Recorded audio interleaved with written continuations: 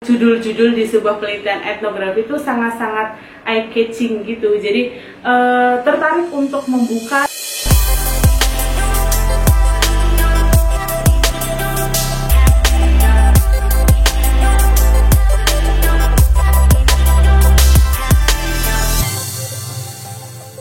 Halo sahabat juara sekalian, apa kabarnya nih? Balik lagi bersama saya Maflaha di arena lomba berbagi informasi untuk Indonesia semakin berprestasi. Di video kali ini kita akan membahas yang namanya penelitian etnografi, cara menulisnya, macam, dan apa saja contohnya.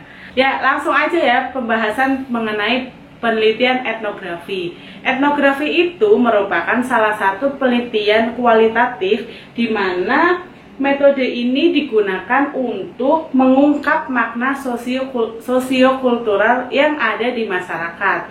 Kalau menurut Spradley, dia mengatakan bahwasanya kebudayaan merupakan suatu pengetahuan yang dipelajari manusia untuk menggambarkan dan membentuk tingkah laku seseorang.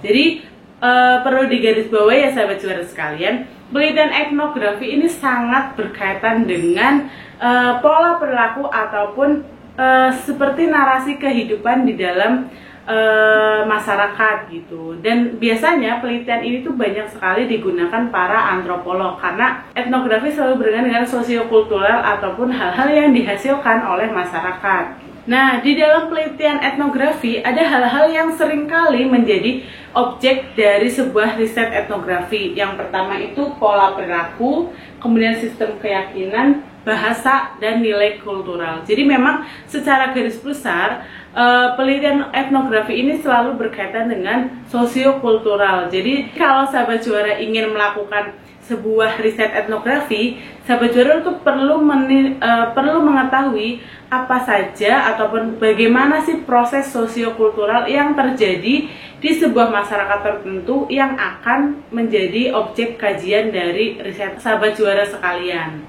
Kemudian selanjutnya, bagaimana sih melakukan riset etnografi?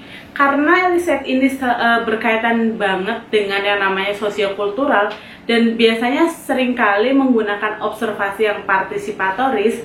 Karena apa? Riset ini ingin mengetahui lebih dalam mengenai sosiokultural ataupun pola ataupun sistem keyakinan atau bahasa yang terjadi di sebuah daerah di mana sahabat juara melakukan penelitian. Nah, yang pertama, sahabat juara perlu melakukan observasi yang bersifat partisipatoris. Karena apa? Sahabat juara ingin mengetahui lebih dalam mengenai sebuah pola perilaku ataupun sistem keyakinan atau culture sebuah tempat gitu. Ikut serta dalam proses kehidupan mereka gitu. Kemudian ini juga bisa menjadi sebuah penyatuan culture antara si peneliti atau etnografer kalau kita sebutnya dalam penelitian etnografi dengan objek yang menjadi kajian dari sebuah riset tersebut. Nah, selanjutnya melakukan wawancara mendalam. Di penelitian etnografi ini sangat-sangat bersifat kualitatif. Jadi semakin dalam informasi yang kita dapatkan, maka akan dihasilkan hasil yang semakin bagus gitu. Karena apa? Semakin banyak informasi yang diberikan oleh masyarakat yang menjadi objek kajian kita, itu juga berpengaruh juga pada hasil akhirnya nanti. Jadi memang penelitian etnografi ini perlu wawancara mendalam dengan para informan yang dijadikan sampel dalam penelitian ini. Kemudian selanjutnya melakukan penelusuran apapun termasuk dokumen tertulis, misalkan berupa gambar, video, kemudian buku dan sebagainya. Jadi penting banget untuk sahabat juara ketahui dalam proses penulisan ataupun pengumpulan data dengan pendekatan etnografi, dokumen-dokumen ini menjadi bagian penting dalam proses pengumpulan data. Jadi seorang etnografer ya atau peneliti yang dengan menggunakan pendekatan ini ataupun biasanya antropolog yang seringkali menggunakan pendekatan etnografi, ia selalu mencari tahu ataupun mencari data-data sumber-sumber dari berbagai macam, di mana ia akan mendapatkan informasi yang lebih lengkap, semakin lengkap, yang akhirnya menyempurnakan hasil penelitian yang akan disajikan di akhir.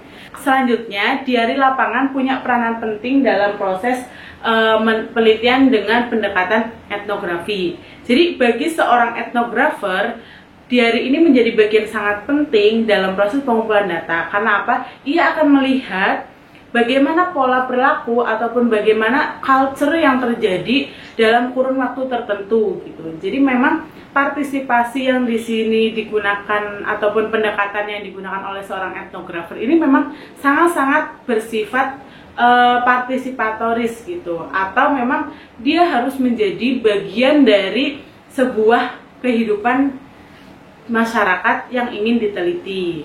Nah, selanjutnya jenis penelitian etnografi ternyata dibagi menjadi dua hal menurut Creswell, salah satu pakar yang ahli di bidang metodologi. Dia membagi etnografi itu menjadi dua hal. Yang pertama adalah etnografi realis.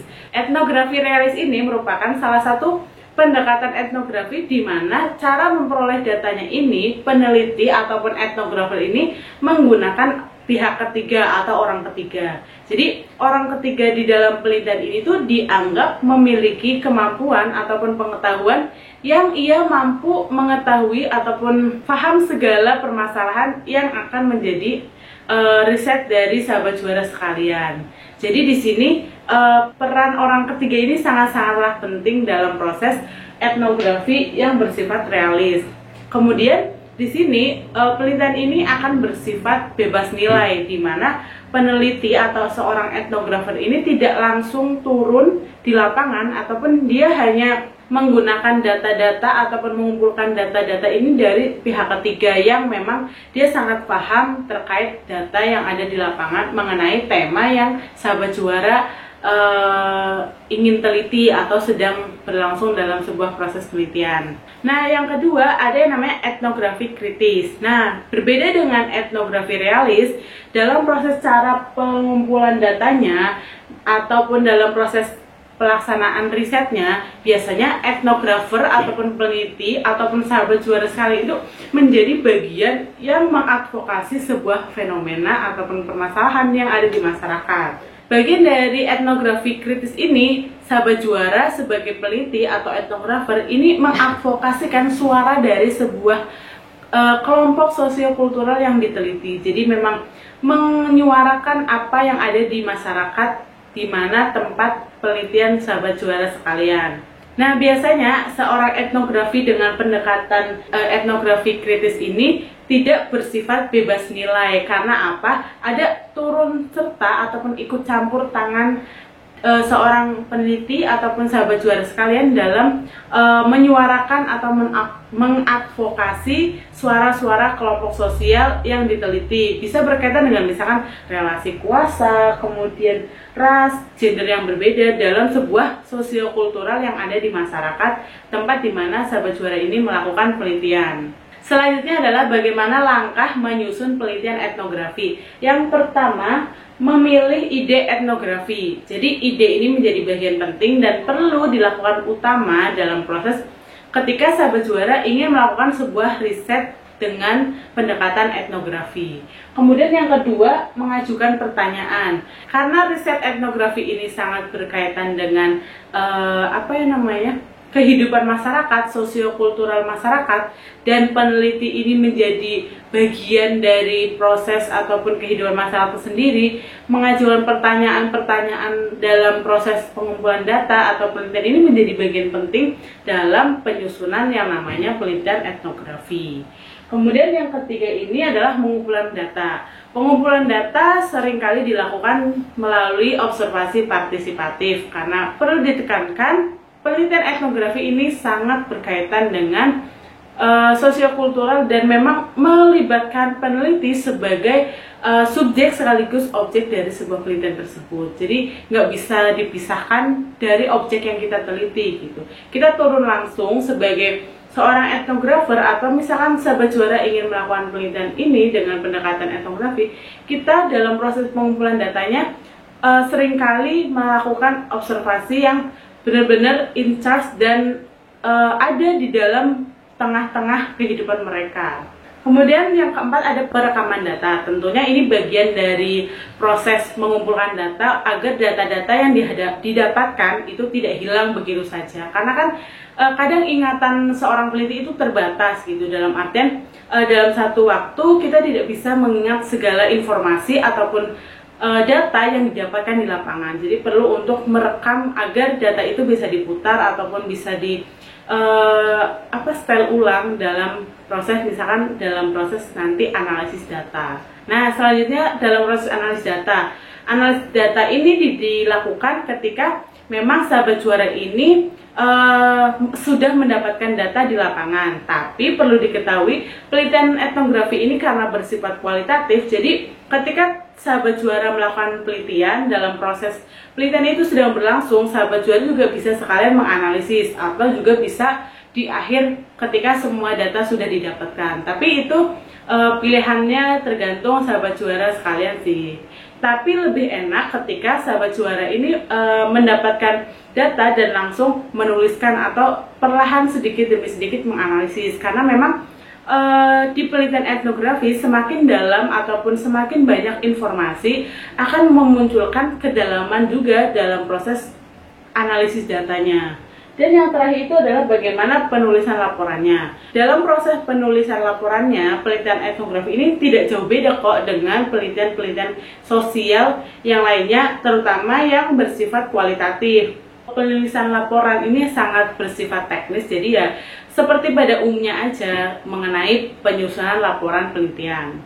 Nah, contoh-contoh penelitian etnografi ini biasanya sedikit berbeda dari penelitian-penelitian lainnya. Karena apa? Biasanya tuh dia menunjukkan atau menuliskan sebuah judul-judul penelitian yang cukup menarik. Misalnya nih kayak gini, Berjuang di Jalan Sunyi, Studi Etnografi Gerakan Pangan Lokal Anak Muda di Surakarta. Kemudian ada Kuasa Perempuan Penjajah Seks, Kajian Kritis Etnografi Feminis terhadap relasi kuasa perempuan penjajah seks di Madiun. Lalu ada segmentasi pasar kerja wanita, studi etnografi terhadap pengamen wanita. Jadi kadang seringkali kita mendapatkan judul-judul di sebuah penelitian etnografi itu sangat-sangat eye-catching gitu. Jadi tertarik untuk membuka dan meneliti ataupun membaca hasil penelitian yang telah dilakukan. Dan di sini di dalam proses penelitian yang dicontohkan ini dengan pendekatan etnografi, otomatis si peneliti atau seorang etnografer ini turun langsung dalam mengkaji ataupun meneliti dari permasalahan atau gejala sosial yang ada. Jadi misalkan dia meneliti gerakan pangan lokal anak muda di Surakarta, otomatis dia menjadi bagian dari sebuah kelompok anak muda yang memang bergerak di pangan lokal di kota Surakarta. Atau dia, kalau contoh kedua, Kuasa Perempuan Penjajah Seks, Kajian Kritis Etnografi Feminis, bla bla bla ini, ketika seorang etnografer ini ingin mengetahui data yang lebih mendalam, jadi dia harus turun langsung ataupun paham di dalam sebuah lingkaran kehidupan dari si objek peneliti di lapangan. Nah, itu dulu sahabat juara mengenai penelitian etnografi, ciri, macam, dan cara menulisnya, bahkan beberapa contohnya.